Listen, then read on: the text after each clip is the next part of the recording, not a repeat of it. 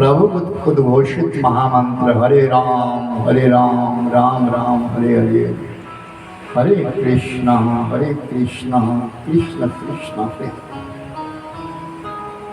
किसी को भी गुरु बनाने की आवश्यकता नहीं इस मंत्र के आगे। ये स्वयं सिद्ध मंत्र है। भगवान चैतन्य जी महाराज ने कहा है कि जो इस मंत्र का जाप करता है, अनुष्ठान करता है, सब पापों से विमुक्त हो जाता है। हरे राम राम राम हरे हरे, हरे कृष्णा कृष्ण कृष्ण हरे। आप सब लोग ग्रामवासी हैं, चाहे आप कहीं भी रहे, किसी स्थान पर रहे, लेकिन जन्मभूमि तो हमारा गांव, वह हमारे लिए स्वर्ग से बढ़कर,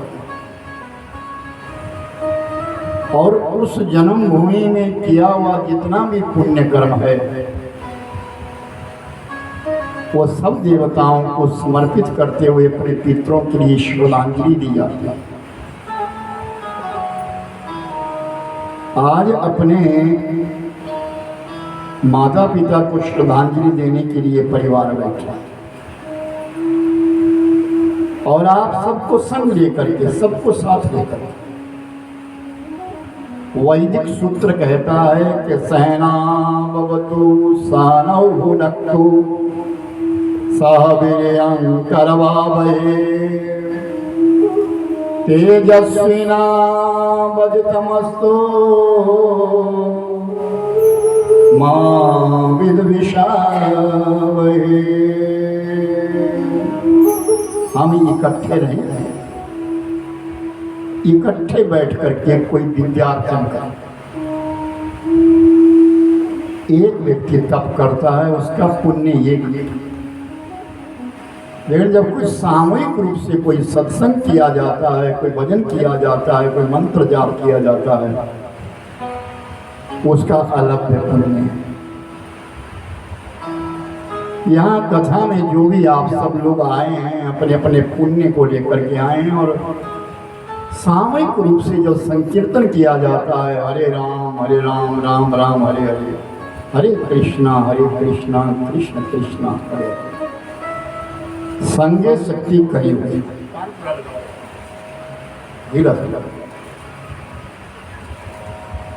संगे शक्ति कलयुग, इस कलयुग के बीच में एकता में बने। जब हम आप लोग सब एक स्वर से सब एक ही आवाज में कहेंगे, वो आवाज परमात्मा तक पहुंचती है, प्रभु तक पहुंचती है, और उस आवाज में बल है। याद रखना मेरे भाई बहन, इस शरीर को खड़ा रखने के लिए हमें भोजन की आवश्यकता पड़ती है, और शरीर के अंदर आत्मा,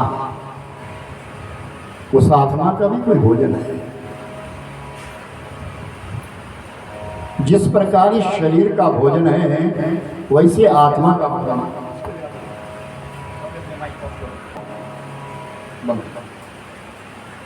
उस आत्मा का भी एक भोजन है।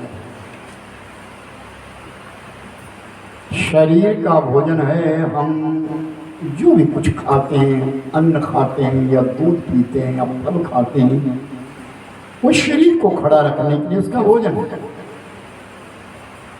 शरीर के अंदर जो आत्मा, उस आत्मा का जो भोजन है, और आत्मा का जो भोजन है उसका नाम है प्रार्थना,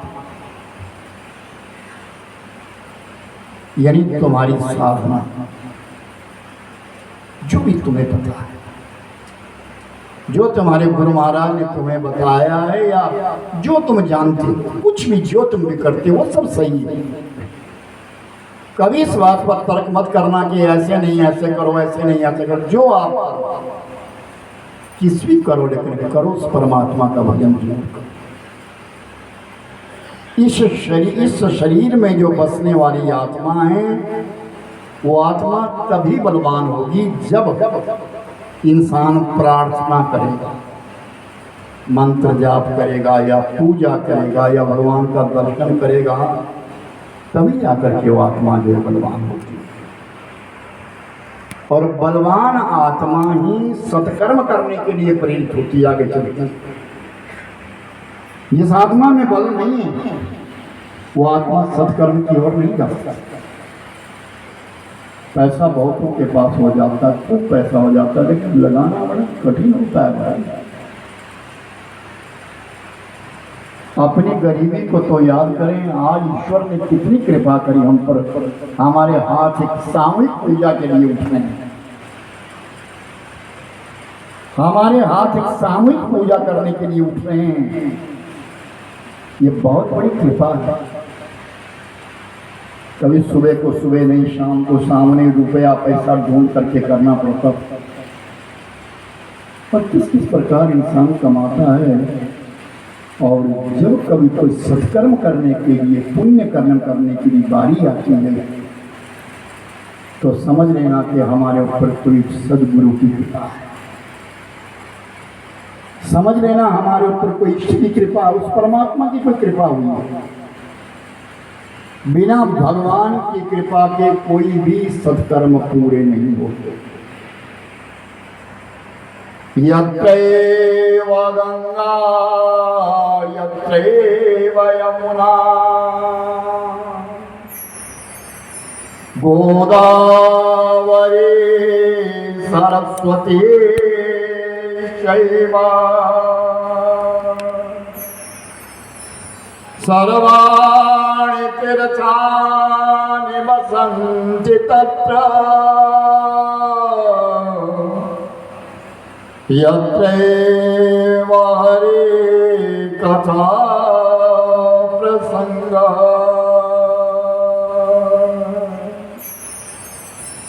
जहाँ परमात्मा की कथा का प्रसंग चलता है वहाँ गंगा बहती है, यमुना आती है, गोदावरी आती है, सरस्वती आती है। सर्वाणि तीर्थानि वसन्ति तत्र, जितनी भी तीर्थ है वो भगवान की कथा में आते और आकर के हमको पुण्य दे जाते हैं। हम आप लोग पुण्य कमाने के लिए तीर्थों पे जाते हैं, लेकिन तीर्थ जो है पुण्य कमाने के लिए भगवत कथाओं में आते हैं।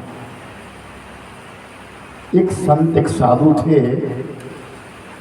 उनका एक नियम था कि वो नित्य प्रति गंगा स्नान करने के पश्चात ही भोजन लेते थे। जब तक गंगा मैया का स्नान नहीं हुआ तब तक भोजन नहीं करते थे। एक दिन उनके कानों में आवाज आई कि गांव में, दूसरे गांव में दूर जाकर के भगवान की कथा हो रही है। तो इच्छा जागी मैं कथा सुनूं और कथा के लिए चले गए। कथा में कुछ विलंब था, कथा देर से प्रारंभ हुई और देर तक चली। कथा जो देर तक चली तो अंधेरा हो गया, अपनी कुटिया में आना, वापिस होना मुश्किल हो गया। तो रुक गए उन्हें। सबने भोजन किया लेकिन बाबा ने तो भोजन नहीं किया। नियम था कि पहले गंगा स्नान करूंगा फिर भोजन करूंगा, तो आज गंगा स्नान नहीं हुआ। फिर दूसरा दिन भी वैसे ही हो गया, फिर भी भोजन नहीं किया, गंगा स्नान नहीं हुआ। तीसरा दिन भी हो गया। सब कहते हैं बाबा को, बाबा आप भोजन कर लो ना, भोजन प्रसादी ले लो आप। नहीं, मैं नहीं लूँ। अब 3 दिन हो गए, तो तीसरे दिन जब सब पंडाल खाली हो गया, बाबा किनारे में बैठा हुआ है, अपना दंड कमंडलो लेकर के बैठा है, तो एक काले रंग की गऊ आई और जहाँ कथा सुनने वाले बैठे थे ना, वहाँ वो नीचे लेटने लगी और बाबा के देखते देखते वो धवल रंग की हो गई, सुफेद हो गई और उड़ करके आकाश की ओर चली गई।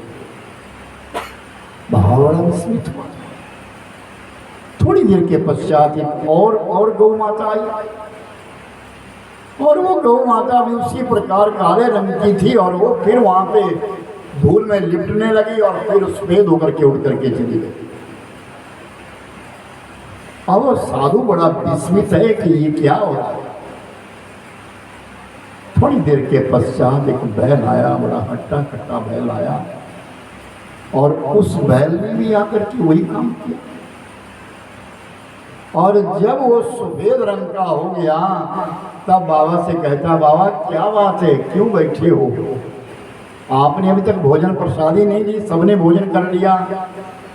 नहीं, मेरा नियम है कि मैं पहले गंगा स्नान करता हूँ फिर भोजन प्रसादी लेता हूँ।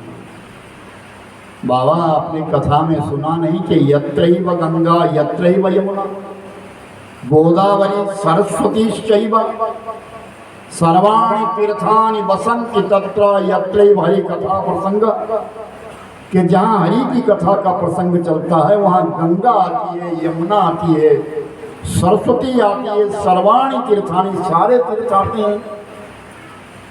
यहाँ तो सब आए थे। अभी आपने देखा 2 काले रंग की गऊ आई थी। हाँ, वो गौएं नहीं थी, वो गंगा और यमुना थी। दुनिया का मल धोते धोते गंगा मैली हो जाती है, भगवान की कथा में जाती है। जहाँ कथा सुनने वाले बैठते हैं उस स्थान के ऊपर लेट लगा करके वो पावन पवित्र होकर के परम धाम में जाती है। और मैं कोई साधारण बैल नहीं है। बच्चों नीचे बैठो, कोई भी बालक नहीं उठेगा, एक जगह बैठ जाओ। हाँ, डांटता भी बहुत हूँ, ध्यान रखना, आराम से कथा सुनो। तो बैल कहता है कि सुनो बाबा, मैं कौन हूँ?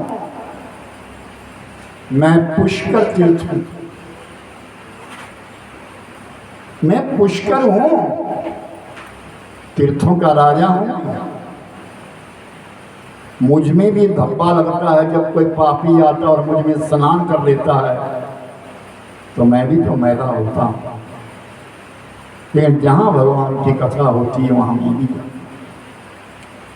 और उस कथा में बैठ करके, कथा को श्रवण करके, चरणों की धूलि को लेकर के मैं पावन पवित्र हो जाता हूँ। बाबा उठो, भोजन करो। अब बाबा उठे, भोजन कर लिया। तो मेरे भाई बहन, आप सब लोग आए हैं, साधारण नहीं, कोई पुण्य लेकर के आए। आपके पास कोई पुण्य है तब आए हैं आप कथा में। ये कोई साधारण बात नहीं है। और यहाँ बैठ करके भगवत मनन करना, ईश्वर के चरणों में ध्यान लगाना, क्योंकि गृहस्थ जीवन है, इस जीवन में इंसान उलझा हुआ है, बहुत उलझा हुआ है। साधारण से साधारण मानव का जीवन भी अब बड़ा विकट है। आयु है कितनी इंसान की? कलयुग की परमायु 120 वर्ष कही गई। 120 वर्ष से ऊपर कोई नहीं जाता। कोई ऐसा महापुरुष होगा जिसने अपने प्राण सांस बचाए हो, वो 120 से ऊपर जाएगा, अन्यथा 120 वर्ष से ऊपर आयु नहीं होती। लेकिन घट करके इस कलयुग के बीच में आयु का आसमान आज 60 और 70 के बीच में आने वाला है।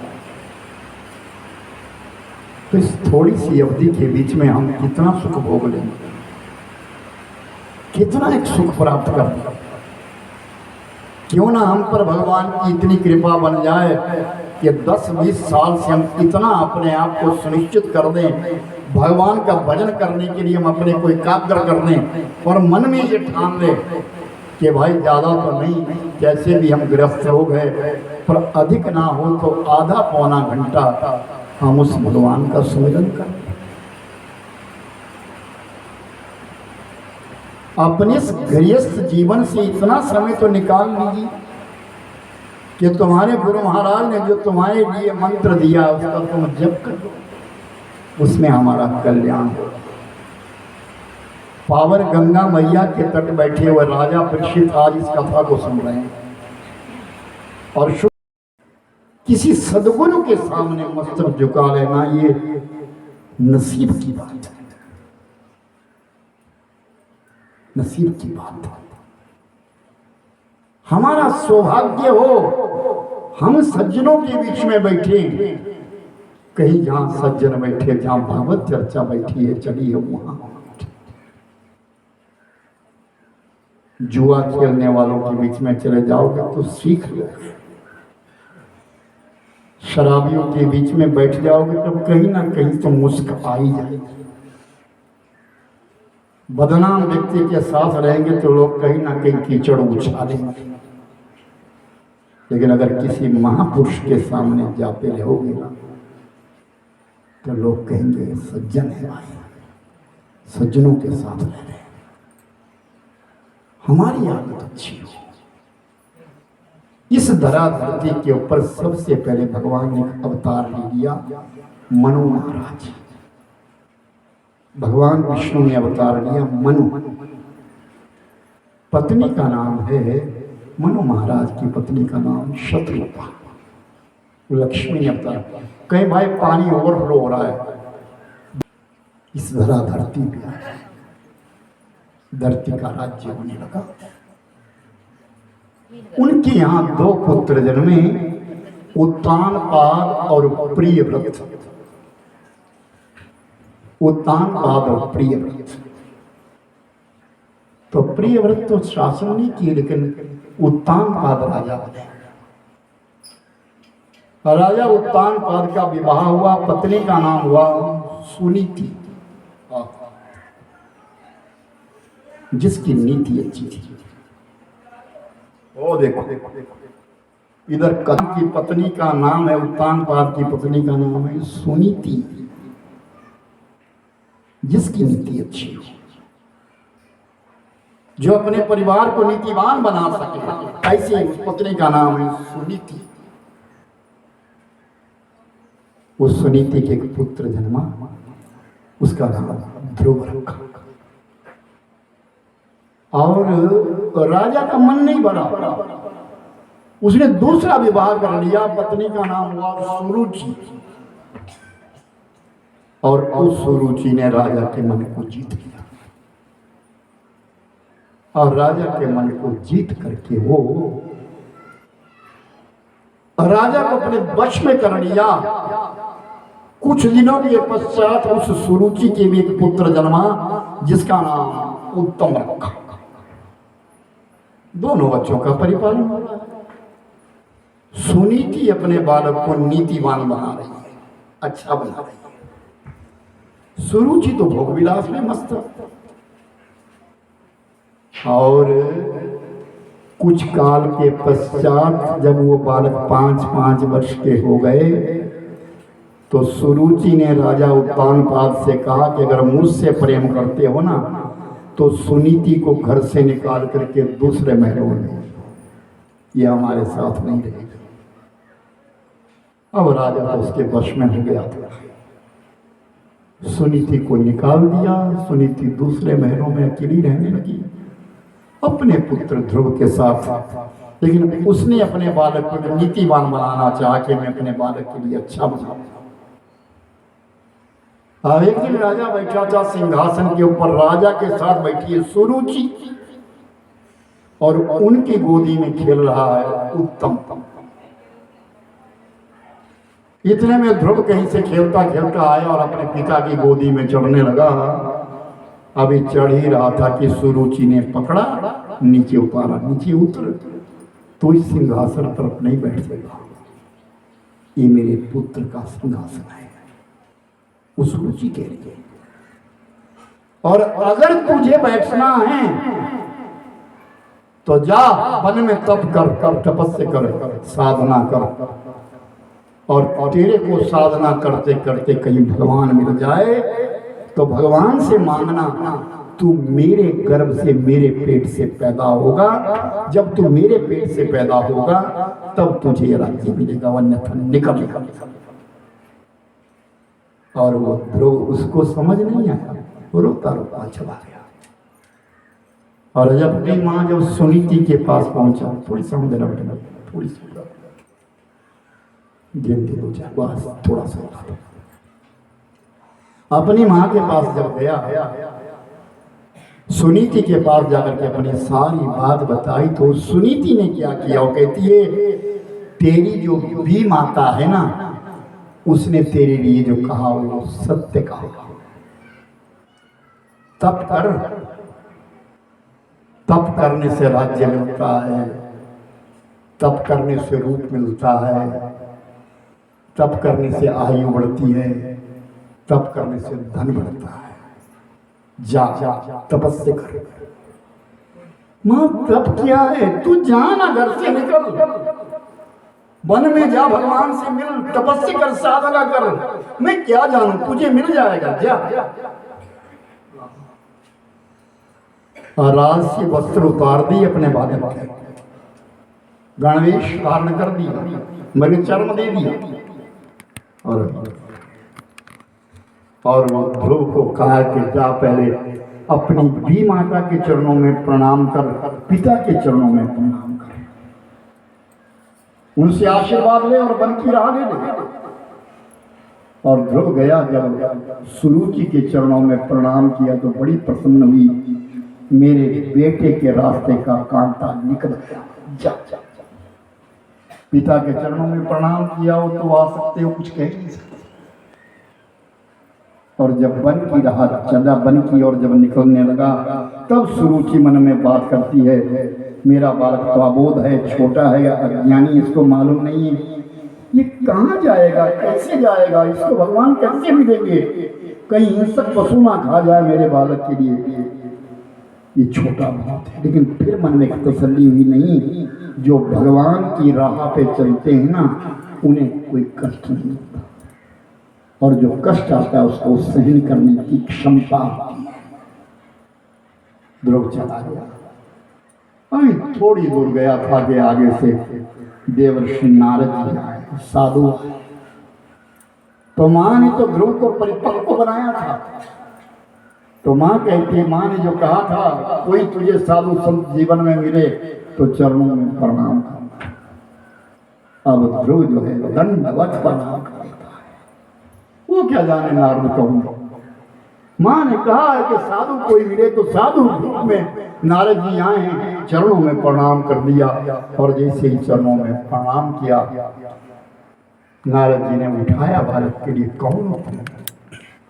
मैं राजा उत्तान पाद का पुत्र, मां सुनीति का बेटा हूं, मेरा नाम ध्रुव है महाराज।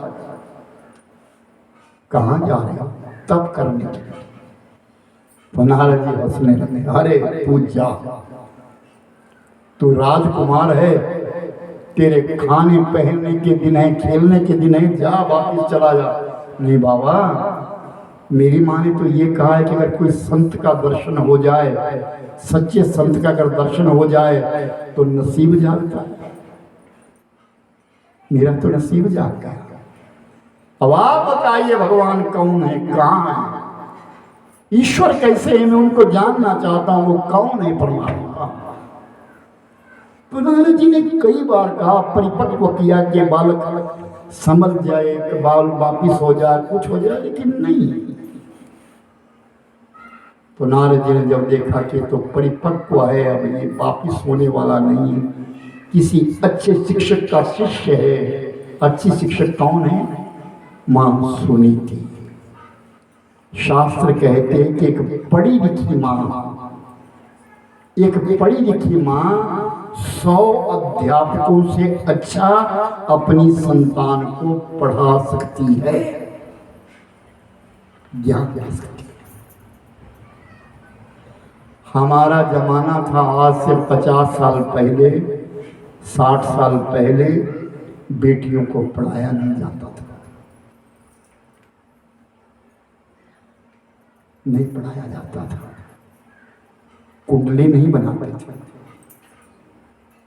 क्या करें किनकी कुंडली बना करके, क्यों पढ़ानी, इन्होंने कौन सा कुर्सी के ऊपर बैठना है, ऐसा बोलते थे बुजुर्ग। और आज तो बेटियां जहाज चला रही है, चंद्रमा पे वायुयान में जा रही है, ग्रह के ऊपर जा रही है।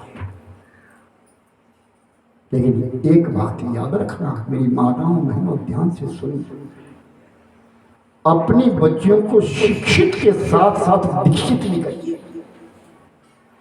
उनके लिए दीक्षित भी होना जरूरी है। शिक्षा ही जरूरी नहीं है, दीक्षा भी जरूरी है।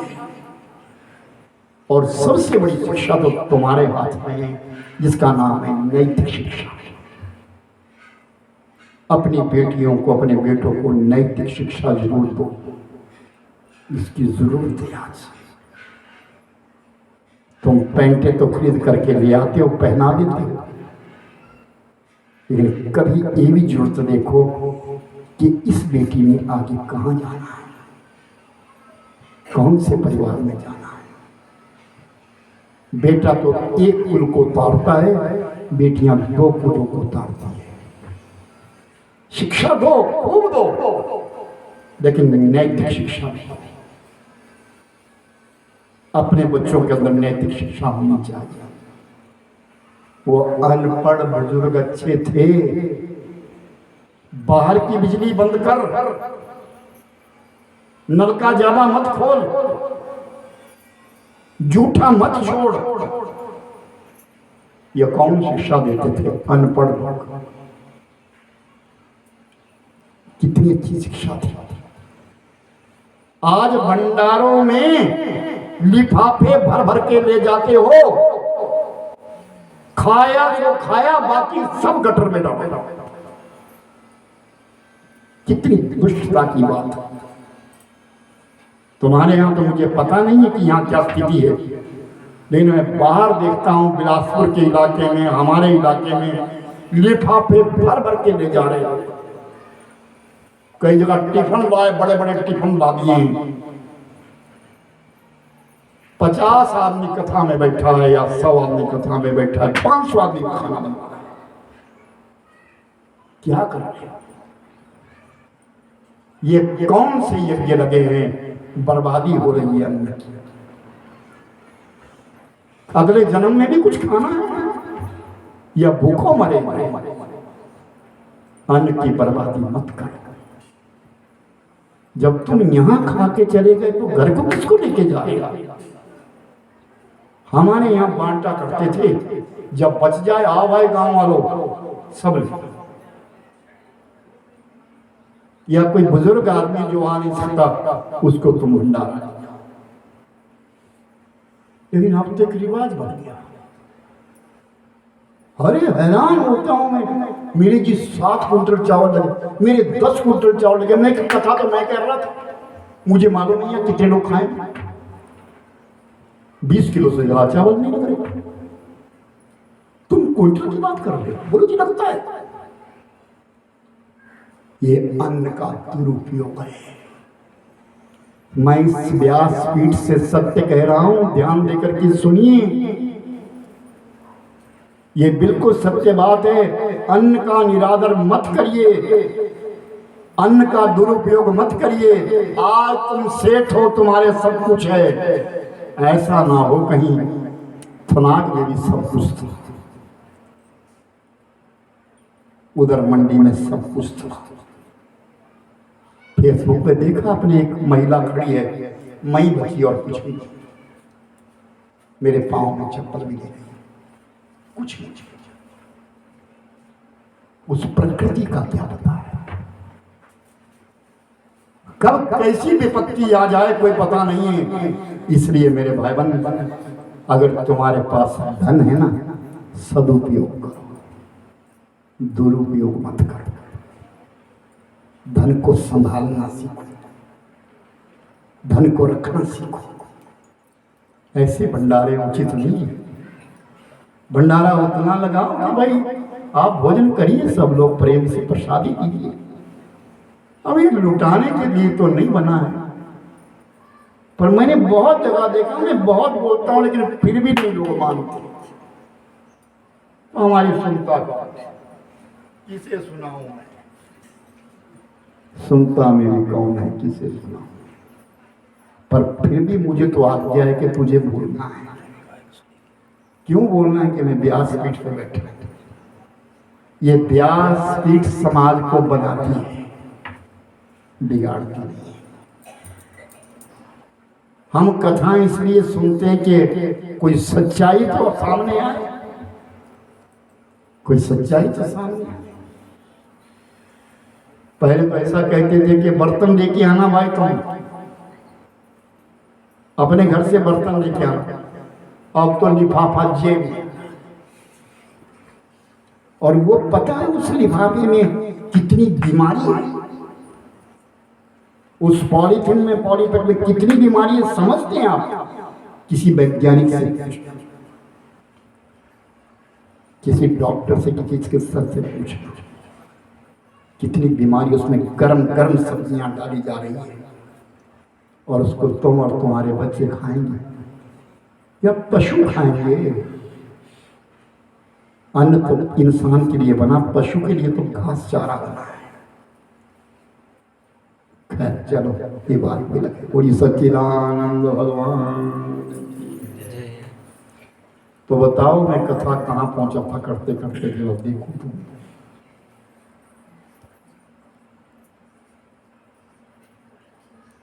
मैं कौन सी कथा सुना रहा था? गड़गड़ नहीं करना भाई, मुझे से बोलो जरा। चलो कोई बात नहीं, मैं ही कहता हूँ। मैं नहीं भूला हूँ, जिस दिन भूलने लगूंगा उस दिन तो उठ जाऊंगा कभी से। अभी समझ लिया, ध्रुव की कथा चली